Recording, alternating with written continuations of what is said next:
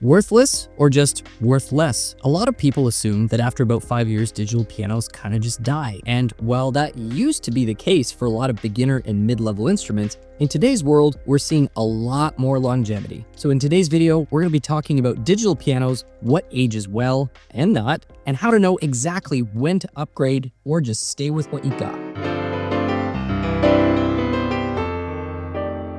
We are in front of about a 15-year-old digital piano. And what we're going to be hearing and seeing is exactly what the difference is between a 15-year-old sound processor and sound technology, 15-year-old action, and how that compares to something that's a lot more recent, plus the cutting edge of today.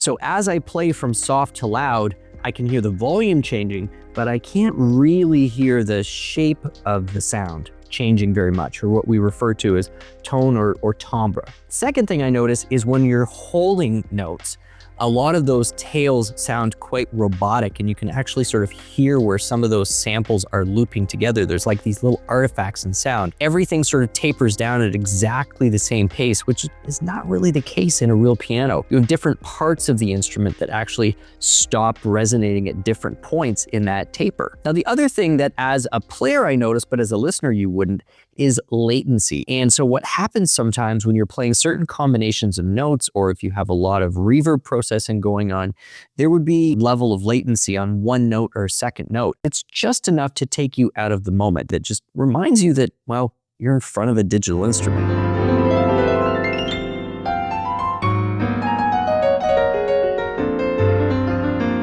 So now that we're on a new digital, we're hearing a bigger range of timbre or tonality. So as I'm playing softer, we're hearing a more rounded, just a kind of broader, deeper tone. As it's getting a little louder, the tone becomes a little more sharp, the attack becomes more prominent, the sound becomes brighter, you might describe, and we start to get a lot more upper harmonics happening. So it sounds more clear. Take a look at these two waveforms, the top one being the older digital and the bottom one being new. And you can definitely see a much more complex and a much more layered sound with more overtones present on the lower one. Now, the other thing that's changed is the feel, because by and large, they were not only plastic, but the quality of that plastic was generally a little bit lower. It tended to be a little bit more brittle. It would shrink. But in many cases, what would tend to wear out is actually the lubrication that was in the action, as well as a lot of the padding that was supposed to reduce the mechanical noise. Here are the specific limitations of what you would get out of a digital piano if you were looking in that, say, 10 or 15 year range. So the first thing is you're definitely going to be hearing some clicks. Second thing we're going to be missing is a nice, fast repetition speed without sacrificing weight. It's a very bouncy feel when you get into that. You can hear that there's some missed notes as well. That's something that's not going to happen nearly as much on a new instrument. But the third thing with action is they've really come a long way with the surface material that they're using. New mid-range or high-end digital piano is going to have surfaces that feel just as good as what you're getting on premium acoustic pianos. So generally speaking, newer digital pianos are going to have actions which are more durable and certainly last longer and feel better than this. So let's tackle when to buy new versus used. The ultimate principle here is we want to match the tool to the player irrespective of the age of the instrument. So first, if you're a serious player who knows that you're going to be logging a lot of hours and heavy use on this piano, going new is very likely your best choice. The one element of the instrument that is nearly impossible to repair after it gets to a really worn point is the action. So if you're going to be putting in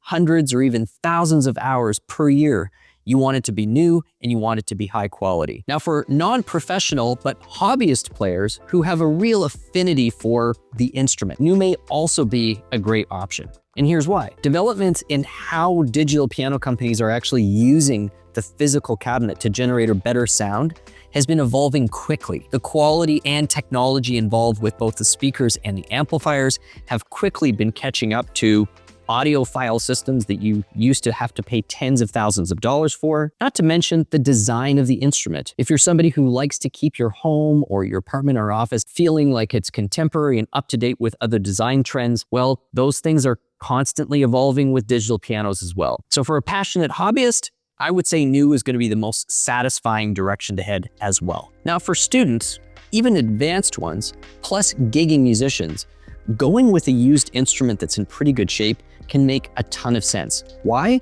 Well, first of all, speaker performance may not be a big priority because these are instruments that are going to be plugging into PAs or being used with headphones or connecting to computers. Also, this might be a secondary instrument because in a lot of cases, gigging musicians will have a few different instruments depending on the application and location.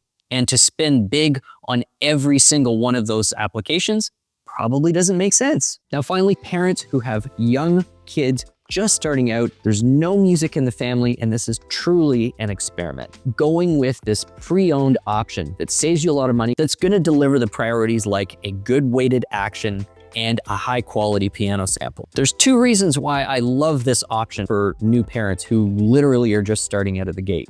For one, resale and trade-up value is very strong. And two, the actual musical playing experience is going to be substantially better for your son or daughter. Now, one really important consideration, and this is definitely going to affect the price you pay for a used piano, is the availability of spare parts. Now, with lesser known online-only companies, spare part availability can be an issue even from day one. But for more established brands and well-known models, parts availability is usually a non-issue for the first 5 years at least.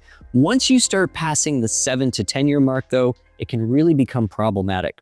So if you do find something, even if it feels great, you might want to check with somebody who knows the industry, ask a few questions, and just see whether spare parts are an option. Bottom line is for families where piano is a completely new thing, a used instrument is a low risk, easy exit option. Now let's say you already own a digital.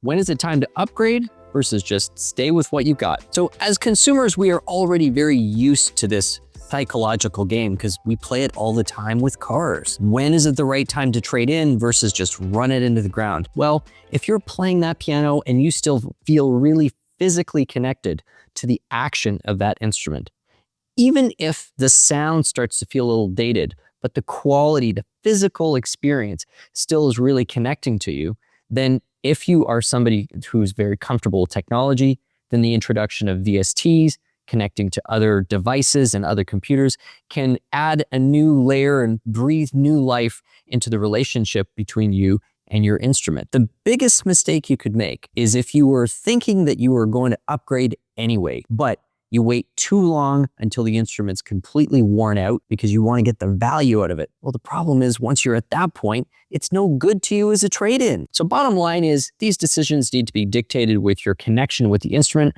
rather than just strictly looking at the calendar. Before we go on, let's just take a quick moment and thank you all for tuning into today's video. Some of you are already subscribed to the channel, but according to the analytics, more than half of you are not, and we would love to change that. We've been working super hard behind the scenes to create a whole new subscriber experience, and we're going to be rolling that out very, very soon. So thank you so much for your support and helping to grow the channel. It really helps us to keep bringing you weekly piano content. Now, let's get back to the video. So here's the verdict.